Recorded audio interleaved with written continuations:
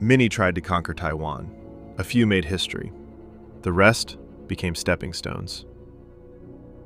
Most people see Taiwan as an island, a strategic fortress, a modern tech giant. But for 20,000 years, Taiwan wasn't an island at all. It was a bridge, a grassy frontier connecting the Asian mainland to a world of unknown mountain peaks. Then, the ice melted. The oceans rose. And for nearly 8,000 years, the people left behind became a mystery to the world. They didn't just survive. They became the seed of a global migration that would settle Hawaii, Madagascar, and the furthest reaches of the Pacific.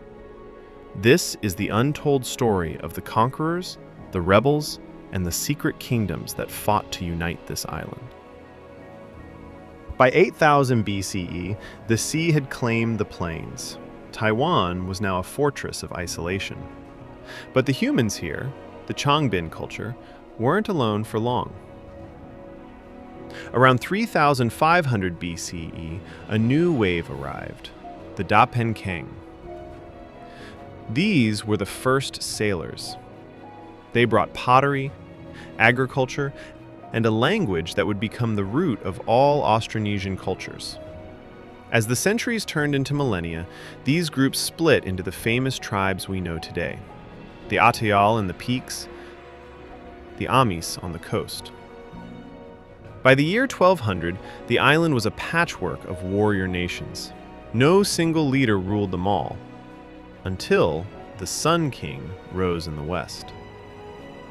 In the 1600s, while Europeans were just beginning to map the Pacific, a powerful alliance emerged on the western plains.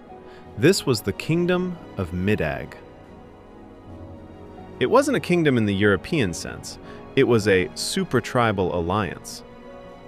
Their leader was the Sun King, known to the Dutch as the Keizer van Middag. He ruled 27 villages with an iron grip, mediating disputes and protecting his people from the first waves of foreign intruders. For a moment, it looked like Taiwan would unite under an indigenous crown. But then, the horizon filled with sails.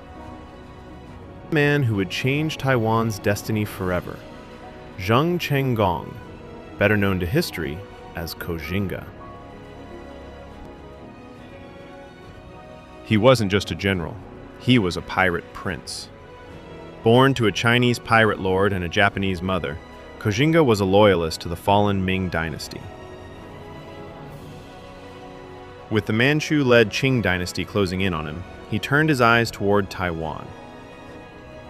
In 1661, he arrived with a fleet of 400 ships and 25,000 battle-hardened men.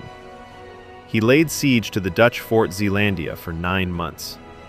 When the Dutch finally surrendered, Koxinga didn't just take a fort, he declared a new kingdom, Tung Ming.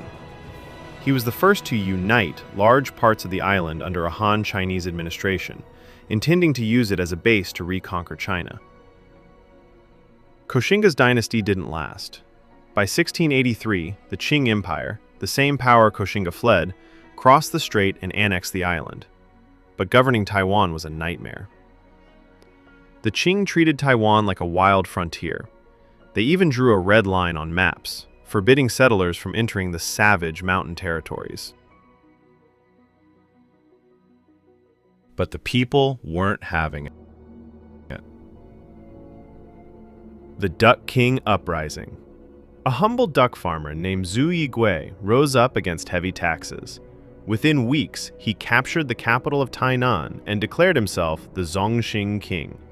For a brief moment, the island was out of Qing control. The indigenous resistance. As seen on our map, the Dajiashi uprising saw indigenous tribes rise against Qing oppression, proving that even the mighty empire couldn't easily tame the spirit of the Formosan people. Taiwan's history is often told as a series of handovers between empires. But if you look closer at these maps, you see a different story. You see the Kingdom of Middag standing its ground. You see Koxinga building a dream of restoration. You see farmers like Zhu Yigui challenging the world's most powerful empire. Taiwan was never just given away. Every inch of this soil was fought for, rebelled upon, and reclaimed. From the prehistoric pioneers who walked across the land bridge to the modern people who stand on these shores today, the spirit of the island remains the same, fiercely independent and impossible to fully conquer.